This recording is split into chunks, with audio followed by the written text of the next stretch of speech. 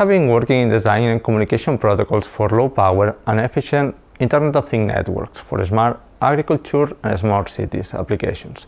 For example, plague control in olive orchards and air quality monitoring respectively. What is an IoT device? Well, we usually refer to an IoT device as a small, low-capable computer equipped with sensors, or at least one sensor. It usually has a single mission to periodically measure a certain parameter and communicate it, usually to the cloud, where it can be stored and processed.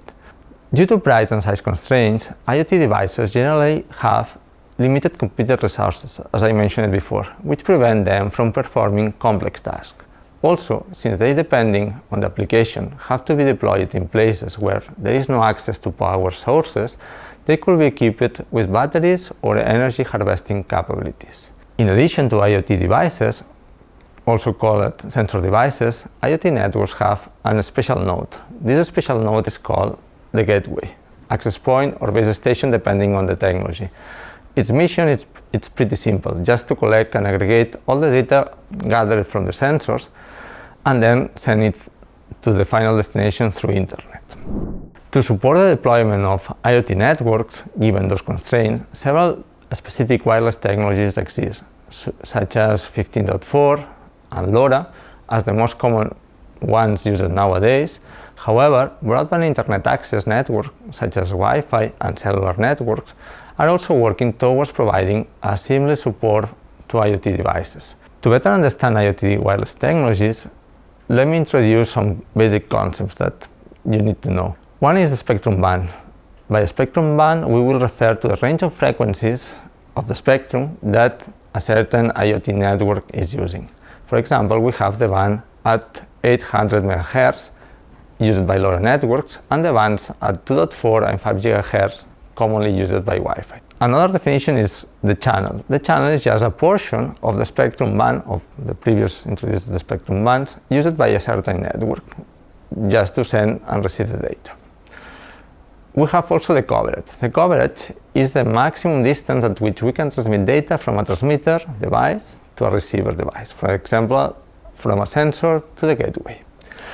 Depending on the technology used, we can have different coverage ranges, different coverage areas, ranging from dozens of meters to a few kilometers. Finally, we have another basic concept, which is the transmission rate, which is the speed at which we can send our data, basically through a certain channel.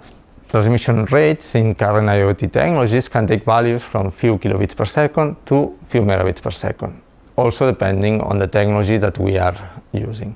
Since in general the amount of data that we use in IoT networks is pretty small, the time that we need to transmit packets, even using low transmission rates, is pretty short. Taking into account all these concepts, let me just put emphasis on one message that it's pretty important to take home, is that all these parameters are interrelated. On the one hand, low frequency bands, for example the 400 or 800 MHz, support long-range communication, up to few kilometers.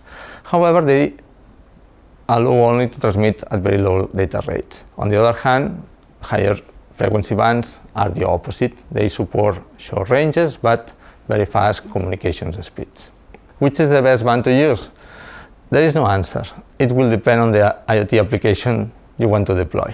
Finally, let me talk about the IoT communication protocols. A communication protocol is just a set of rules and procedures that devices have to follow to successfully exchange data. In the specific case of IoT, these protocols, in addition, they have to take into account the limitations in terms of resources and energy sources that we have mentioned before. They cover aspects from channel access, routing the data from the sensors to the gateway in case that we implement or we deploy a multi-hop network, and of course reliability and security aspects. Again, to select a certain IoT technology for a given IoT application, we will also have to consider the particular characteristics of the protocol stack or the technology that we want to implement. For example, Wi-Fi may be the best technology for smart home applications, but LoRa, the one more suited for large sensor networks in smart agriculture projects, taking into account the fast speeds of the fares and the long-range coverage of the data. To wrap up, in this short video we have introduced some basic concepts related to IoT networks and technologies, and listed the most important technologies that you can find nowadays in the IoT world. Thanks for following this course in IoT.